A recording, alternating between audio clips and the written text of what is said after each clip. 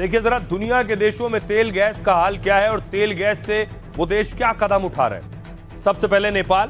पिछले 18 दिनों में पेट्रोल की कीमत 45 रुपए बढ़ चुकी है। यहां सरकारी दफ्तरों में 2 दिन की छुट्टी और 5 दिन काम का नियम लागू है। जमाखोरी रोकने के लिए रसोई गैस सिलेंडर आधे भरे हुए बेचे जा रहे हैं। श्रीलंका ईंधन बचाने के लिए 1 दिन की सार्वजनिक छुट्टी का ऐलान किया गया है।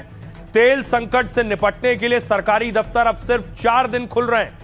परिवहन सेवाएं भी सीमित की गई हैं। कुछ जगहों पर स्कूल कॉलेज भी बंद हैं। बांग्लादेश, पूरे देश में दुकानें और शॉपिंग मॉल शाम 6 बजे बंद करने का नियम है। इसके अलावा दफ्तरों में कर्मचारियों के काम करने के लिए घंटे घटा दिए गए। पूरे देश में दफ्तर अब सिर्फ 9 बजे से 4 बजे तक ही काम कर रहे हैं। पाकिस्तान, तेल बचाने के लिए इस्लामाबाद में सार्वजनिक परिवहन मुफ्त किया गया, जबकि सबसे ज्यादा आबादी वाले पंजाब में विशेष छूट दी जा रही है। इसके अलावा कई सरकारी दफ्तरों में सिर्फ 4 दिन ही काम हो रहा है। तमाम सरकारी वाहन खड़े कर दिए गए हैं। कई जगह स्कूल भी बंद कर दिए गए। थाईलैंड, सरकारी दफ्तरों में एसी का तापमान 26 से 27 डिग्री तक सीमित कर दिया गया है। बिजली खपत कम हो, रात 9 बजे के बाद विज्ञापनों वाली होर्डिंग्स की लाइटें बंद करना अनिवार्य है।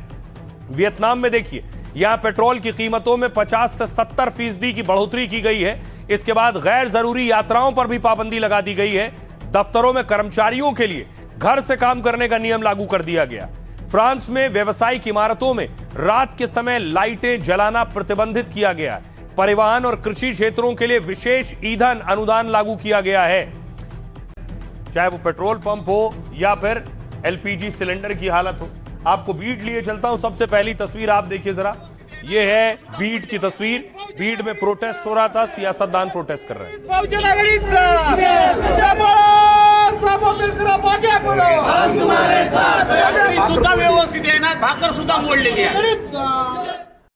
अब आपको लिए चलता हूं देश की राजधानी दिल्ली।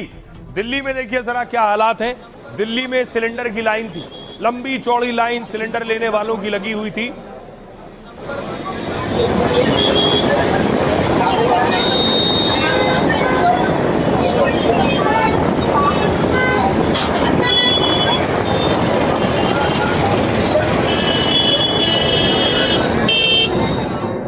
अब देखिए सिलेंडर की कालाबाजारी हो रही, उसका एक सच ये अमेठी की तस्वीर है। ये जमाखोरी की गई थी, सिलेंडर पकड़े गए हैं अमेठी से।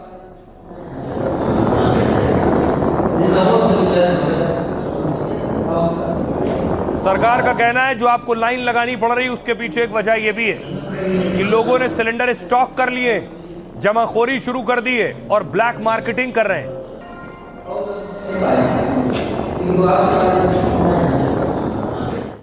लेकिन सरकार यह भरोसा दिला रही कि आपको परेशान होने की जरूरत नहीं है।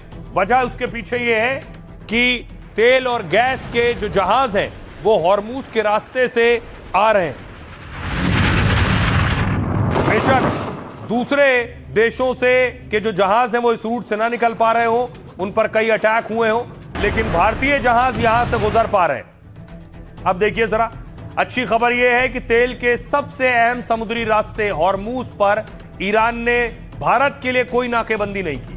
भारत के लिए तेल वाले जहाज लगातार हॉर्मूज पार कर रहे हैं। भारत में ईरान के राजदूत ने कहा कि भारत के लिए हॉर्मूज खुला हुआ है। अब तक भारत के लिए तेल गैस लाने वाले 9 जहाज हॉर्मूज पार कर चुके हैं। पिछले 2 दिनों में एलपीजी ला रहे भारतीय झंडे वाले 2 और जहाज हॉर्मूज पार कर गए। इन दोनों जहाजों के नाम ग्रीन संघवी और ग्रीन आशा है। ग्रीन संघवी 25 नाविकों के साथ 46,000 मीट्रिक टन गैस लेकर आ रहा है, और जबकि green Asha 20,000 metric ton LPG gas Bharat लेकर आ रहा है।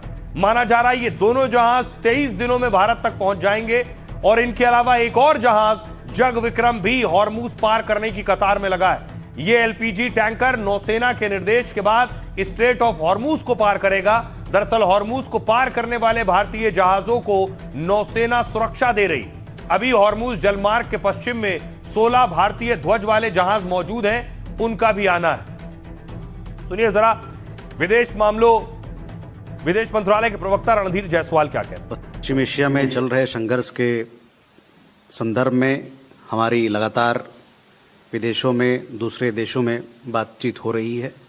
इसी क्रम में हमारे विदेश मंत्री की कल कतर और यूएई दोनों देशों के विदेश मंत्री से बातचीत हुई। साथ ही साथ उनके पास ईरान के विदेश मंत्री का भी टेलीफोन आया। ग्रीन सांगवी और ग्रीन आशा जो एलपीजी कैरी कर रहे हैं सुरक्षित रूप से स्ट्रेट ऑफ हॉर्मुज पार कर चुके हैं। ग्रीन सांगवी पे करीब 46,500 मैट्रिक टन एलपीजी कार्गो है तथा 25 भारतीय नाविक हैं, जबकि ग्रीन आशा पर 15,500 मैट्रिक टन एलपीजी कार्गो है तथा 26 सीफेरर्स हैं।